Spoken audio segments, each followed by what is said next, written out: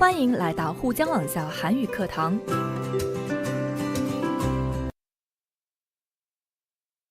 안녕하세요, 여러분. 오늘도 신나게 한국어로 말해봅시다. 과제 1. 말하기. 다음 도표를 보고 아래 표를 채우십시오. 그리고 보기와 같이 이야기해 보십시오. 여러분, 두 개의 표가 있어요. 첫 번째 표는 국민 1인당 쌀 소비량에 대한 표이고요. 두 번째 그림은 국민 1인당 쇠고기 소비량 그림이에요. 자, 그럼 도표를 보고 표를 채워 볼까요? 쌀 소비량은 2002년도에 87kg이었고 2007년에는 76.9kg이었어요. 증가했나요? 감소했나요? 쌀 소비량이 약 10kg 줄었어요. 왜 그럴까요? 왜냐하면 아침 식사를 안 하는 사람들이 많아져서 그래요. 그리고 젊은 사람 중에 빵으로 식사하는 사람이 많아졌기 때문이에요. 쇠고기 소비량을 볼까요? 2002년도에는 8.5kg이었고 2007년에는 7.5kg이었어요. 증가했어요? 감소했어요? 쇠고기 소비량이 약 1kg 줄었어요. 왜 그럴까요? 건강을 생각해서 고기보다 야채와 생선류를 소비하는 사람들이 많아져서 그래요. 그리고 광우병이 발생해서 사람들이 쇠고기를 안 먹었어요. 여러분, 이 도표를 이해하셨죠? 다 같이 보기를 볼까요?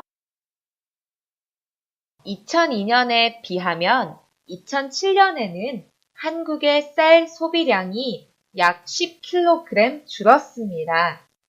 이것은 아마 요즘 아침을 안 먹는 사람들이 많아졌기 때문인 것 같습니다.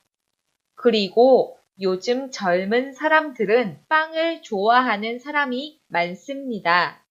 그래서 쌀 소비량이 많이 줄었을 거라고 생각합니다. 여러분, 우리도 보기와 같이 한번 이야기해 볼까요? 2002년에 비하면 2007년에는 한국의 쇠고기 소비량이 약 1kg 줄었습니다. 이것은 건강을 생각해서 고기보다 야채와 생선류를 소비하는 사람들이 많아졌기 때문인 것 같습니다. 그리고 광우병이 발생한 후 사람들은 쇠고기에 대한 부정적인 인식이 생겼습니다. 그래서 쇠고기 소비량이 줄었을 거라고 생각합니다. 잘 써보셨나요? 자, 다음 과제 2. 듣고 말하기. 첫 번째, 대화를 듣고 어느 나라의 음식 문화에 대한 설명인지 번호를 쓰십시오. 한국, 일본, 중국, 프랑스 4개의 국가가 있고요. 음식 재료와 조리 방법에 대해서 나와 있어요.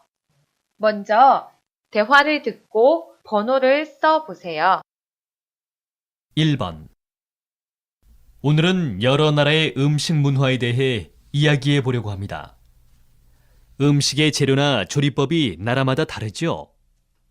한국은 떡이나 국수, 두부, 식혜 등 곡물을 이용한 조리법이 많이 발달했습니다. 그리고 된장과 간장 같은 저장식품이 발달했죠. 한약에서 약의 재료로 사용하는 것을 음식에 이용해서 건강을 생각하기도 하고요. 일본은 음식 재료나 요리 방식이 한국과 많이 다릅니까? 비슷한 부분도 있고 다른 부분도 있어요. 일본 요리는 다시마나 맛술 등 천연 조미료로 맛을 내지요. 그리고 음식 재료의 자연 그대로의 모양과 색을 살려서 요리하려고 해요. 중국은 녹말을 사용해서 요리하는 음식이 많고 대부분이 기름에 튀기거나 볶는 음식입니다. 그리고 조리기구도 간단하죠. 하지만 여러 가지 재료를 함께 사용하고 장식을 하기 때문에 시각적으로 아주 화려해요. 프랑스는 소스의 종류가 다양하고 포도주하고 치즈, 빵 등이 발달했어요. 그리고 지방에 따라 특색이 있는 요리를 발전시켰지요. 프랑스 요리도 시각적 효과를 중요하게 생각해요.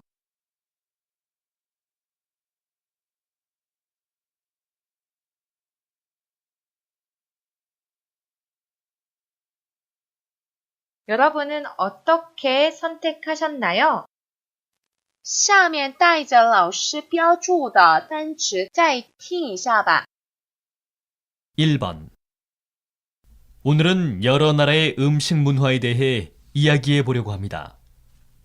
음식의 재료나 조리법이 나라마다 다르죠.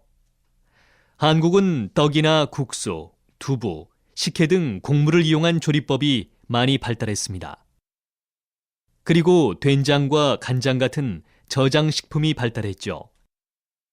한약에서 약의 재료로 사용하는 것을 음식에 이용해서 건강을 생각하기도 하고요. 일본은 음식 재료나 요리 방식이 한국과 많이 다릅니까? 비슷한 부분도 있고 다른 부분도 있어요. 일본 요리는 다시마나 맛술 등 천연 조미료로 맛을 내지요. 그리고 음식 재료의 자연 그대로의 모양과 색을 살려서 요리하려고 해요. 중국은 녹말을 사용해서 요리하는 음식이 많고 대부분이 기름에 튀기거나 볶는 음식입니다.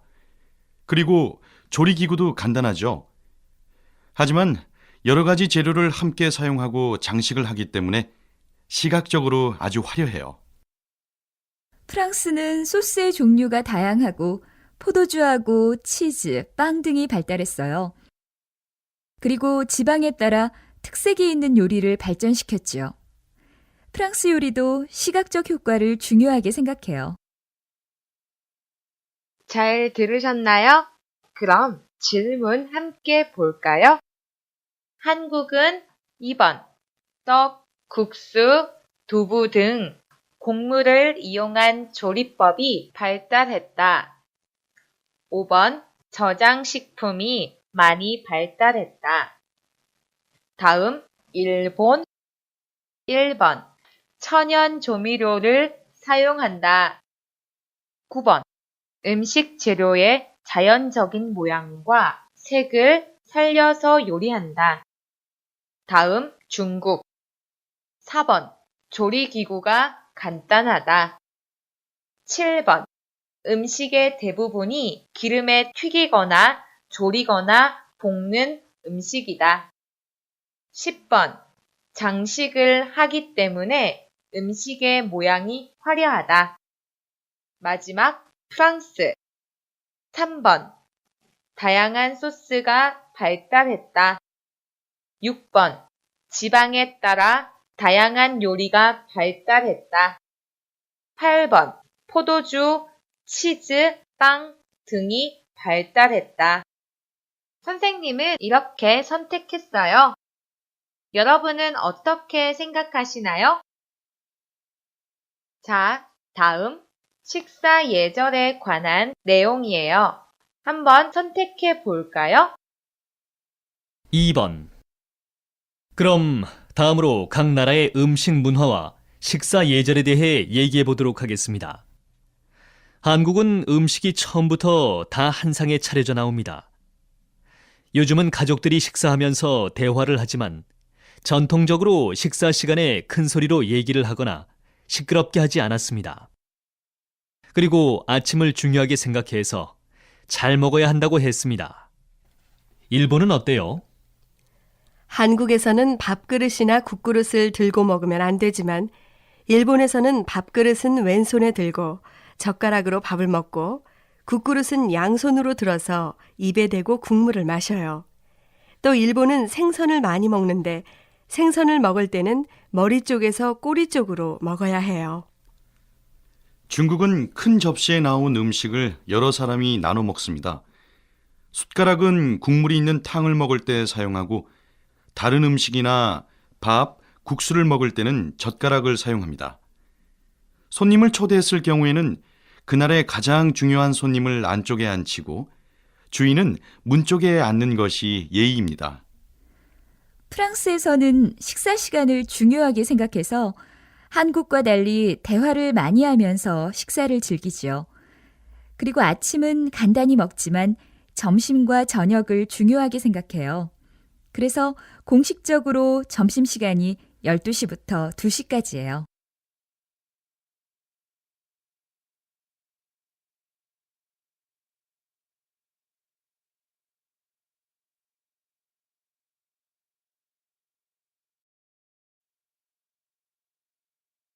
여러분은 어떻게 선택하셨나요?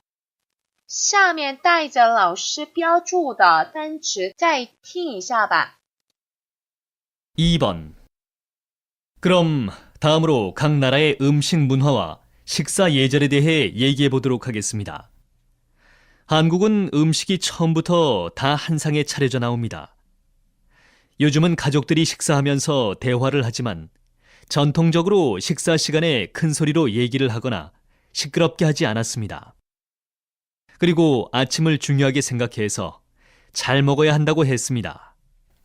일본은 어때요?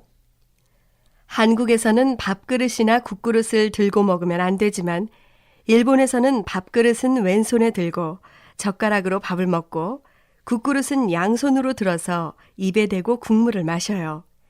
또 일본은 생선을 많이 먹는데 생선을 먹을 때는 머리 쪽에서 꼬리 쪽으로 먹어야 해요.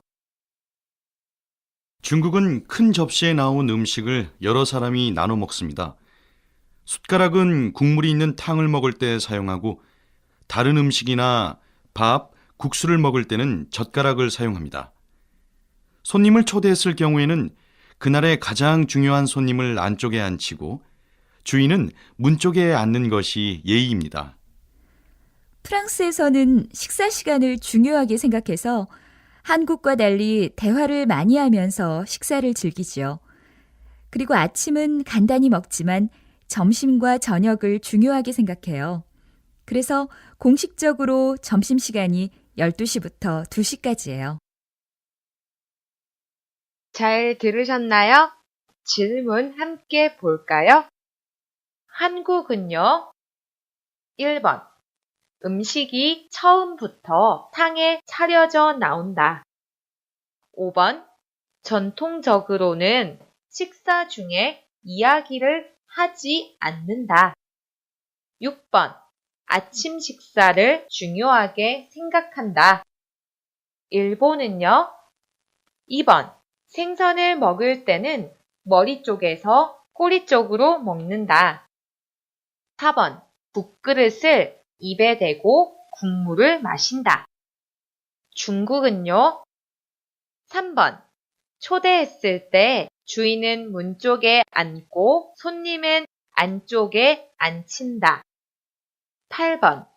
탕을 먹을 때는 숟가락을, 밥을 먹을 때는 젓가락을 사용한다.